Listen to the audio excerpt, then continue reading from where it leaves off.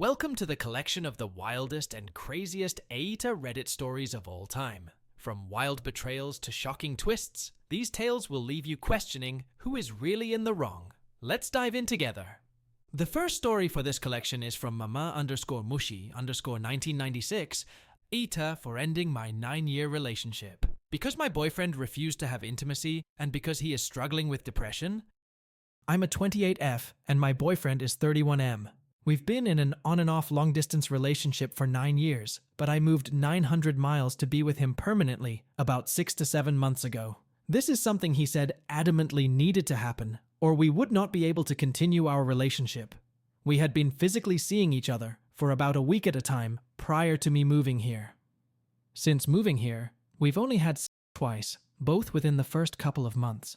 He claims the lack of sex is because we're not ready for a baby, which I agreed with, so I bought condoms to address that concern.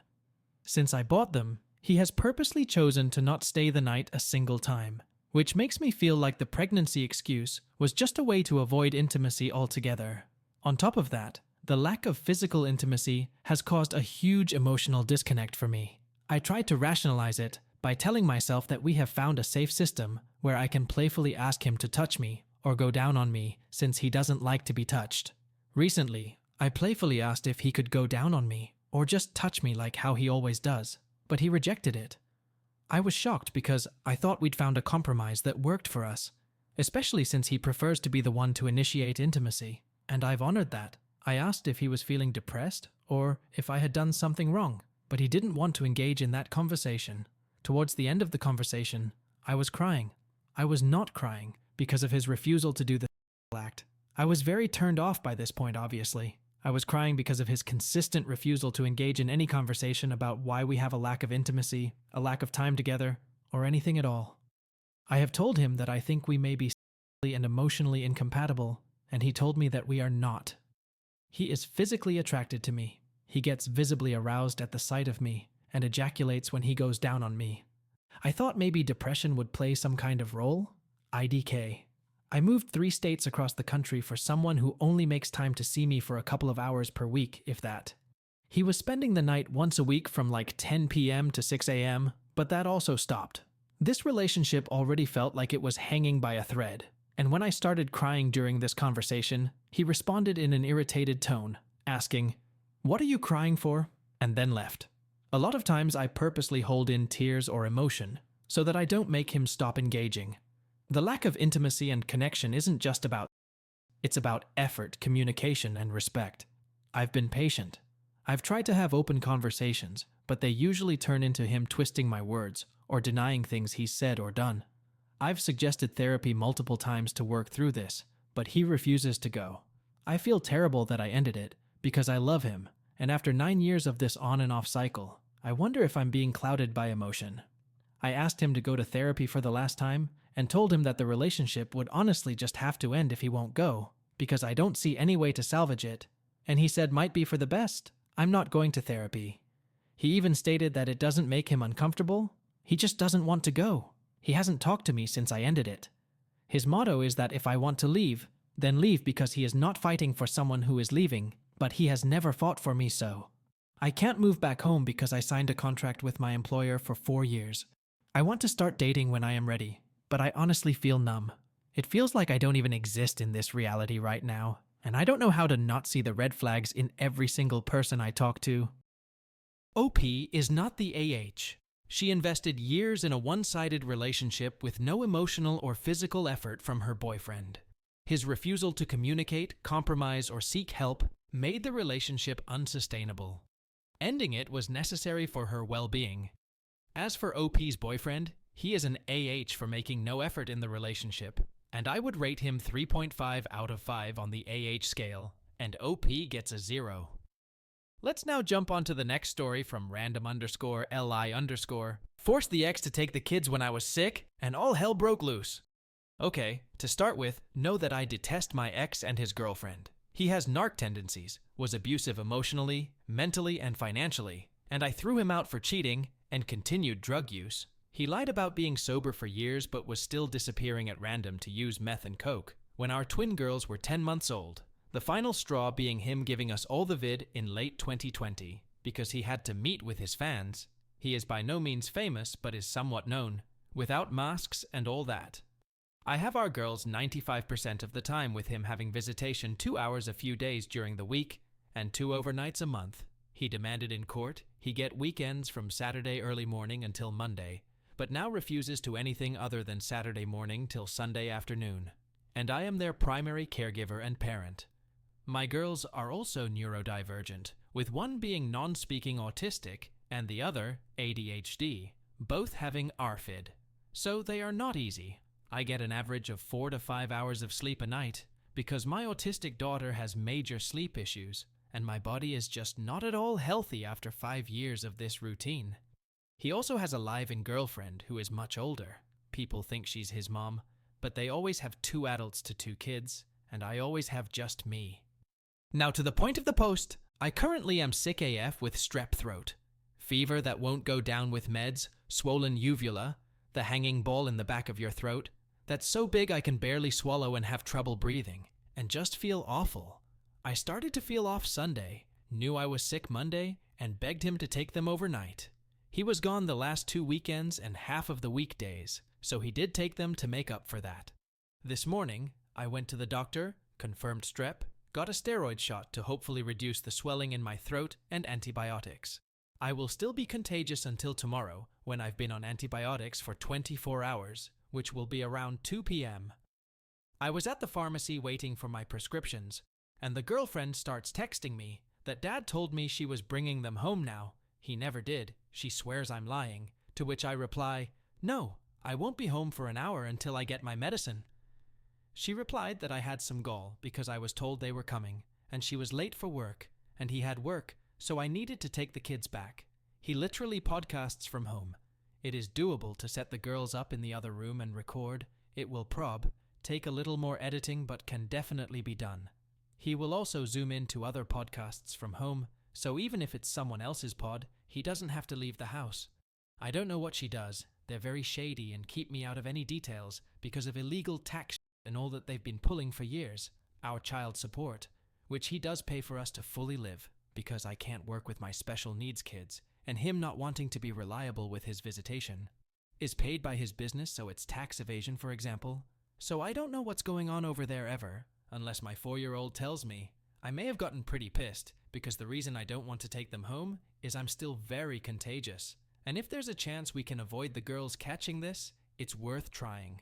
My nonverbal daughter can't tell me what's wrong, and if she gets sick, it's so hard to get her better, especially with a sore throat, because she will 100% stop eating and drinking, which scares me badly. I feel awful, but if I knew I wasn't contagious anymore, I would just lay in bed with them and have them home. But I think the risk is just too great, especially with the holidays. I may have also gone off a bit saying that he's fine with acting like a dad, as long as nobody knows about it, so he can still tell people how his kids are his life, and let them believe he has 50/50th custody, and how their time matters, but my health doesn't. How people who do what he does, that are 10 times more famous and do more projects, have time for their kids, for real and not just for show. That she's a horrible person demanding my girls come back into an apartment we know is swimming with strep germs for their convenience, but she wants to play mom to his kids when she wants. I have dealt with years of this attitude. When I had kidney stones, I called an ambulance and didn't end up going to the ER in the middle of the night on it, because I was worried about traumatizing my girls, who would have had to be woken up at 2 a.m. and thrown in an ambulance with their screaming mother, so I had to wait until he turned on his phone at 10 a.m., have him get the kids and go to the ER, only to have him text me every 20 minutes while I was on morphine, asking when I was coming to get them, because he had things to do. He is not a normal person, so why do I expect human behavior from him or his codependent psycho old lady girlfriend? Sometimes they just get the best of me, and then I feel like a jerk. Even though they tend to earn the things I say that are mean, they're always reality. Am I insane for demanding they keep the kids? I'm so worried about how they'd handle strep, even though they were exposed to me when I first started symptoms. What would you do? I'm probably a jerk for the things I said, but I honestly can't understand how someone cares that little for their own kids' well-being. This also comes after he barely helped out when I had walking pneumonia a month ago, so I couldn't rest to get better and spent over 2 weeks getting lightheaded when I would talk. I just need to hear some perspectives of people who aren't my personal friends, because after so long I just feel insane from the sleep deprivation alone, and they know all the horrible shit he's done. I'm not perfect. I give it back and run my mouth, but I'm a good mom and bust my ass for those girls to be happy, healthy, and well cared for. And always take my side, of course. Update. It has hit the fan. Well, things went pretty freaking wild today. I told them I wasn't comfortable taking the girls back into a germ-filled environment and agreed to pick them up after the one who is still in school. Public school is on break. So I grabbed her and went to get her sister at Dad's house. I get there and he's podcasting, so I have to deal with the girlfriend. She claimed to have no idea about my daughter's rash, which I have in writing telling them about, and that she couldn't have known when she had little sores on her vulva you can't miss. When I told her that their dad just said he tried to treat it, but couldn't I tell her that? And she did an about face, saying, oh well, we tried to do it. Not our fault, it didn't work. What happened to? I had no idea there was a rash. I had her check the car for some missing toys while we waited in our car, and this crazy girlfriend comes over and leans into my car window a few inches from my face. I'm autistic and wildly uncomfortable around her more than anyone else. So I asked, can you please back up? This is making me uncomfortable. She stood up and started in on me. Well, you have some gall. I'm not allowed to be near you? What? What am I going to do? You're the problem. And she leans into my window again, a few inches from my face. I said, again, I just said this makes me super uncomfortable, please back up, more forcefully, but not even raising my voice. So, she balls up a piece of paper and throws it at me. I pick it up and throw it back, and that's when she lost her mind. She reached through my car window, grabbing my arm, digging her nails into my skin, and twisting while calling me names, saying our child support is me taking advantage of them and being a user, that I'm insane, and then, get this. She leans into the car with a psychotic smile on her face, looks at my not even 5-year-old and says, hey, kid's name, mommy is crazy, isn't she? You kidding me? So, I lost it. I started screaming at her like she was at me, and threw my car in to drive to leave, when she starts darting around in the road, wanting me to hit her or something. I spun the car around and told her that she's evil. Her boyfriend won't touch her because she's old and disgusting, and they deserve each other, like they deserve to drop dead. And we drove home. I waited on hold with police for an hour and had them come by to file a report for battery. They said they were shocked. The marks she left on were still visible after 3 hours, and I showed them pictures and video I took right after it happened to lock down the time it happened, because she will claim I did it to myself, or they will do something to her to make it look like I did. I didn't touch her because I don't touch gutter trash, and she's no exception. My only part was words. The police said I should go to the courthouse in the morning and file a restraining order with the battery report number, and that's what I plan on doing. This will create a show. They live together, so she will not be allowed to be home when the girls are with their dad, or be around them at all, because RAs in situations like this extend to the children. I know they'll have her be there anyway, and you'd better believe that I will call the police to go check and arrest her if she breaks the orders. It has been years of these people walking all over me and making it so I can't work, but then also faulting me for needing his money to feed the kids. They are truly bad people. And while our court orders including me not being able to talk about him publicly, they do not cover her. So I have put my side of the story out there and to all my friends, because I am done playing with these people. If anyone has been thought his, let me know. We will now be going by the orders to the letter, or he can take me back to court. He has to keep paying us, so that's good. I have just been pushed and lived in literal fear for my life for years, when he had access to our home, and a love of both meth and guns.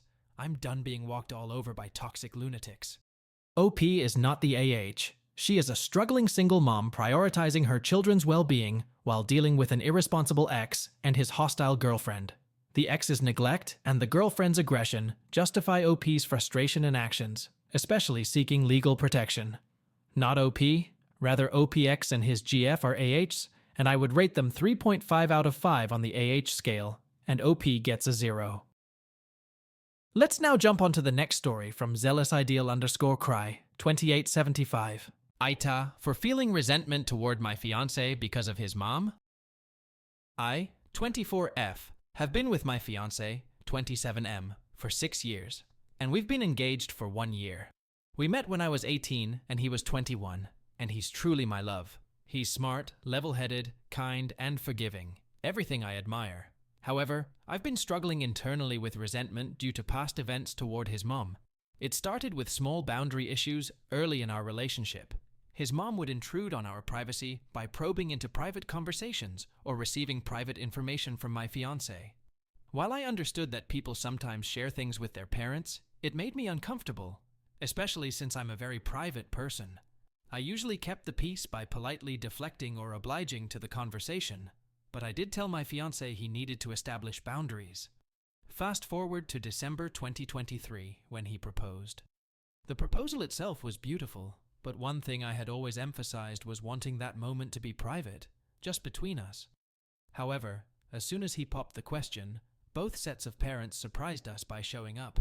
While I appreciated their excitement, it felt overwhelming. His parents, spent the entire day with us, even following us to our hotel room, where I finally excused myself to take a shower just to get them to leave. I wasn't upset, just drained, and once again felt that boundaries were an issue. Then came the most stressful year of my life, wedding planning. I've always dreamed of my wedding day, and my fiancé and I decided on a tropical destination. A dream for me.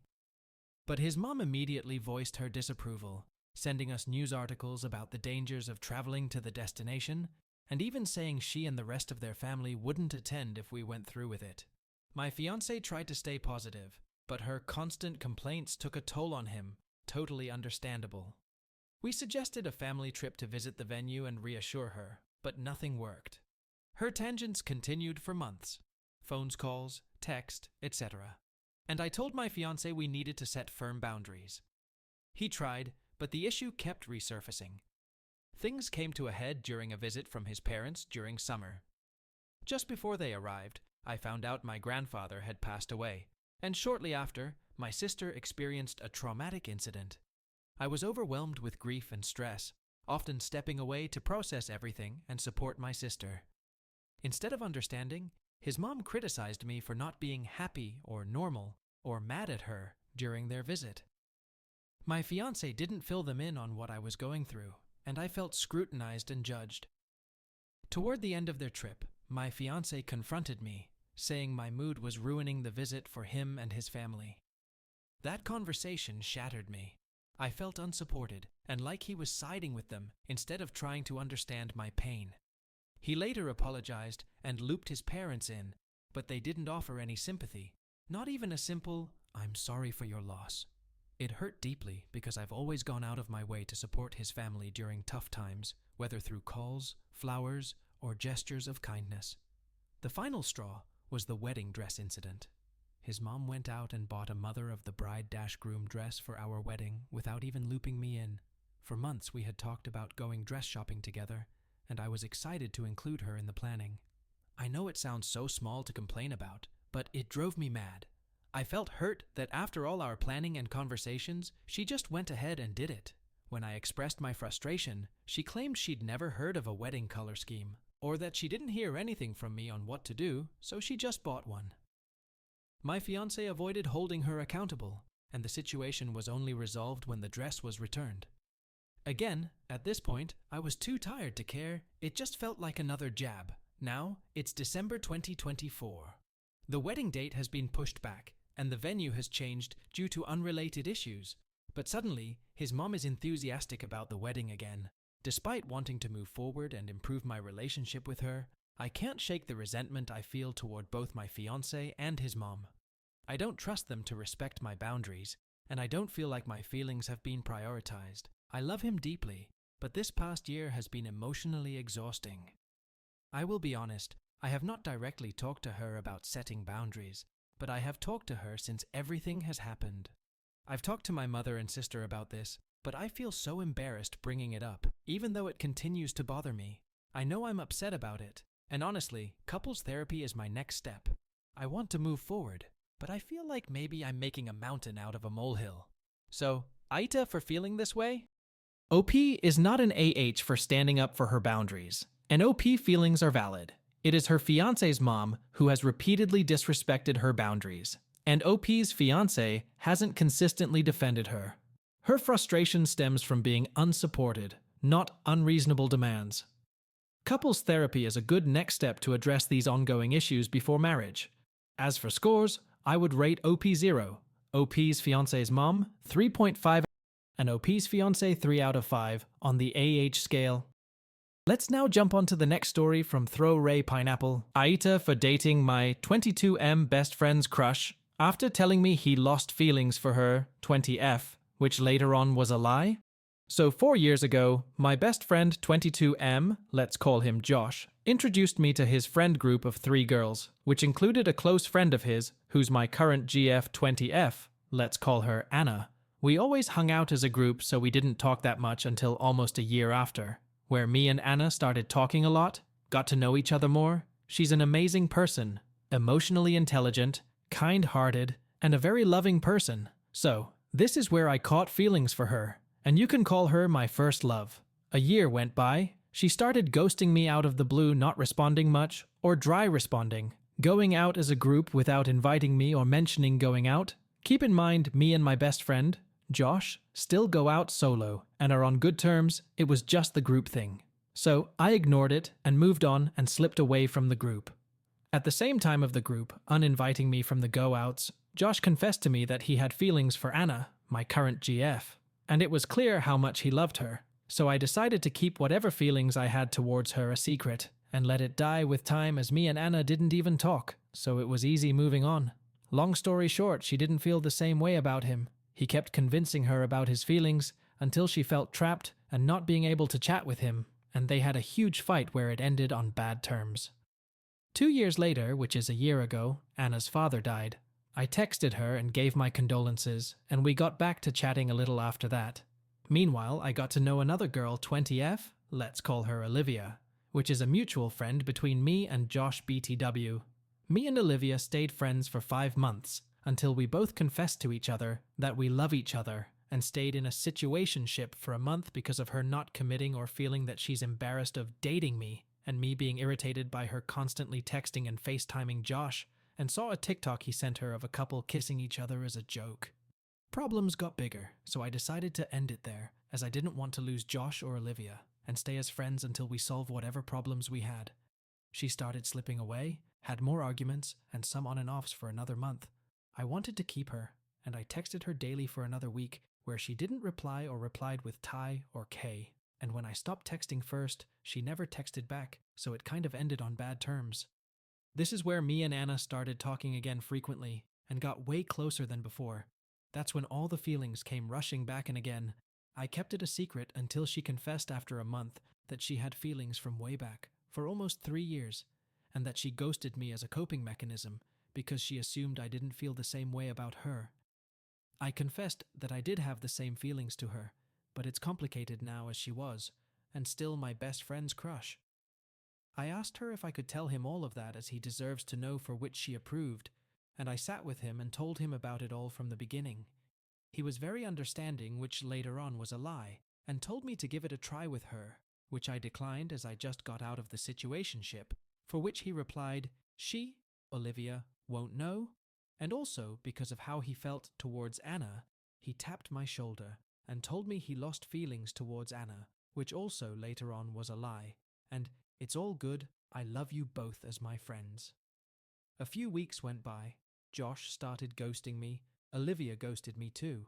Also, Josh went and told Olivia the next day that me and Anna are dating, where I was presented as the bad guy. I felt unappreciated by the 2 people I cared about their feelings, while ignoring the one that actually loves me, and I love. So I explained to Anna that it's complicated to me, but I do love her, and we started dating.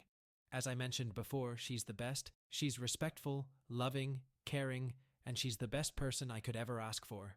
Of course, it's not all butterflies, but all the problems we meet are solved simply by saying sorry and talking it out. Other than that, everything is fine, if not perfect. And I do believe she's my actual soulmate and the love of my life. For the past year of me and Anna dating, I kept and still feel bad and guilty about Josh. I keep thinking of how bad of a friend I am. The thought never leaves my mind, and every time I hang out with him, I feel like there's a barrier between me and him, and thinking about my future with my girlfriend, or making it official, I always think about how awkward it would be for him, and also for me. My girlfriend does feel bad a bit, but not as bad as me, as they don't talk or see each other anymore. I need help or an opinion from an outer POV about the whole situation. Of me dating Anna or me feeling bad about Josh. TL dear, I'm dating the girl my best friend had a crush on who I dated after him telling me he lost feelings towards her, which later on was a lie, and now I regret it. OP is not an AH here. While the situation is messy, Josh's actions, lying about losing feelings and ghosting, are not OP's fault. OP respected his feelings initially, but he didn't uphold honesty or friendship. So, OP is not an AH for dating after his dishonesty. So, as for scores, I would rate OP 0 and OP's friend 3.5 out of 5 on the AH scale. Let's now move on to the next story from Cartographer Extra 923. AITA for hooking up with my best friend's cousin? I, 19F, am currently a sophomore in college, but during my junior year of high school, 2021, I was not a very good person. I had no self-respect or care for myself. I smoked every day, lost my 4.0 GPA, and would do things with any guy who gave me the light of day. It wasn't very many guys LOL, but still. Eventually, I lost all of my friends because of some poor decisions I made. I started to hang out with a girl on my soccer team that I knew for a while, but fell off with. She reintroduced me to her close friend, my current best friend who we will call R. We had been friends for a while, but we never really hung out or talked one-on-one unless we were drinking, because R never really smoked. This was all between January and March of 2022. Throughout our second semester, we grew closer but began to fall out with soccer team girl because she got a job and boyfriend who took all her time. He turned out to be toxic, and they're not together anymore. I began to hang out with R every day around May and June of 2022. Her cousin, who we will call W, is in the class below us, 18M. Note, he is so cute to the point where I would have never thought he had any interest in me. I am not the ugliest, but he is way out of my league. Anyways, they had rough childhoods and essentially grew up as siblings. R lived with her grandparents, and W would come over all the time and sometimes stay the night, but he stayed with R's brother. June of 2022, R, W. R's brother and I hung out together all the time. One day, R's brother had a pen on him, so all of us decided to go to his room to watch a movie with some snacks and have a sleepover, if their grandma allowed it. She said yes, so the night begun. This was the first time I smoked in a while since R doesn't smoke, so it didn't take me much to get up in the clouds. One thing led to another, and next thing you know, we're doing stuff. From what I can remember, which isn't much, he started rubbing my back and went down my back. He cuddled me a little, then started moving my hand towards his body. Yeah, we didn't go all the way, but we did just about everything that comes before it, if you know what I mean. Again, I have little recollection of what happened, but I know he remembered because I asked him about it the next day to make sure I didn't imagine it. I told him I didn't want to talk about it, and to not tell anyone, because my friendship with R was still fairly new, and I didn't want to lose her too. I thought that was the last of it, and it was for a while. I went through my entire senior year of high school without it becoming an issue. I had one class with him, but we never really talked to each other in it. I started to become extremely close with R, and we were essentially inseparable. Her family loves me and invites me to their family and holiday dinners. Atleo eventually got a girlfriend, and they were together for the majority of my senior year, so again, no issues with him. That is until the second semester of my freshman year of college. W and his girlfriend broke up months before this, so he is not cheating. During my second semester, W was still a senior in high school, but took many classes at our local college. I saw him all the time because we had similarly timed schedules, but we never talked. Maybe a wave or a hey, but nothing more. In maybe February of 2024, he texted me on Snapchat. He asked about that night from 2 years ago. I told him, kind of. I know we did stuff, but that's about it. The conversation kept going, and he made a proposal of essentially being sneaky links. I told him that I have changed. I'm not that kind of girl anymore. If I am intimate with anyone, it's going to be with someone I have been dating, and that even if he did want a relationship, I was not in the right headspace for one.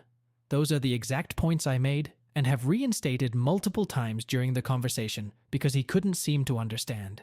He said he didn't want a relationship either because he was leaving for college soon and that we don't have to be all the way intimate. He just wanted me to give him a BJ, basically. Yeah, IK. And to clarify, I 100% clearly rejected his proposal and told him I will not be trying anything of the sort with him. After that, he would only bring it up if he was drunk, which was pretty often. We became kind of friends after that. We would have genuine conversation that didn't involve my mouth, and we agreed on a lot of subjects. Things died down and we were civil until the past summer, 2024. He would throw little parties and kickbacks at his mom's house, and he would invite R, who would then invite me. I made sure to ask if I was invited or if it was okay for me to go because I didn't want him to feel awkward. He said it was fine, and that he would have a girl there with him anyways, so I was like, heck yeah, I'm going to party. The first couple parties were fun, no issues. He made a move on me at the first one, but it wasn't anything crazy. He just brought it up, and we left it at that. But the last one will be one to remember. I remember this party being a little less entertaining than the last one. There weren't as many people and half of them left before 11:30. R and I always stayed the night at his place on an air mattress in his room to make things easier on us because he lived so far out. Towards the end of the night, I was walking into his room to get my stuff for my nighttime routine, and he stopped at the doorway. He was so drunk and was trying to hold me and kept saying, "Come on," and R is outside. I told him, "No, R is in the other room. I told you already I'm not going to." When I noticed him doing that thing guys do to start a kiss where they lean in, tilt their head, and close their eyes, I backed away and set myself free, making it clear again that I said no. I go to get my stuff back in his room, and as he is asking me, why, his sister comes by, and I ask her, "Do you know where R is?" She turns to the side, and R goes right into the doorway, wide-eyed, jaw dropped, as if she just found out she lost all her money. W is sitting on his bed in silence, and R asks me if I would like to sleep in his sister's room instead, and I said, "Sure, let's go." She walked to the room, and a just start whisper yelling to W. "I told you." He starts trying to talk, and I cut him off to tell him to shut up. He says, "So I can't talk to you anymore," and I said, "No, especially if R never talks to me again because of this." Long story short, R asked me if he tried to kiss me. She was blaming it all on him. I felt guilty and told her about the night 2 years ago. He lied and denied it all. We left the next day. W texted me about what happened and was insinuating he had feelings for me. He said he is never intimate with girls like that and that he is always thinking about us, but I didn't really care. R and I talked, and she was pretty chill about it all. She was disappointed, but she was madder at him than me because he kept trying to lie and deny, and she wasn't having it. I kind of kept contact with him after all of this and would still snap him, August of 2024. We talked about what happened, and we just snapped after that. But one day, my little sister, who is a junior in high school, came into my room. Her friends are sisters with W's best friend's girlfriend, if that makes sense. W would end up with the girlfriend's house all of the time because he was always with his best friend. Well, the sister said that one night we were very drunk, came into her room, and was trying to do stuff with her. I don't know if they did or not, but the moment she said that I unadded him and deleted his number, my sister's friend would have been a freshman when he was a senior, and that doesn't sit right with me. Now W, R, and I are all chill, and don't talk about that night. AITA? I want honest opinions. I have been feeling really guilty about the situation lately, and can't seem to shake it for some reason. OP is not an AH. She rejected W's advances multiple times, respected boundaries, and was honest with R. However, OP should have communicated sooner and more clearly to avoid confusion. What do the Mac Reddit fans think? Is the OP an AH or not? Let me know in the comment section below. If you like the stories I brought you, just hit the like button, share them as much as you can, and don't forget to subscribe to Mac Reddit for a daily dose. Bye bye, see you tomorrow with some more spicy fries.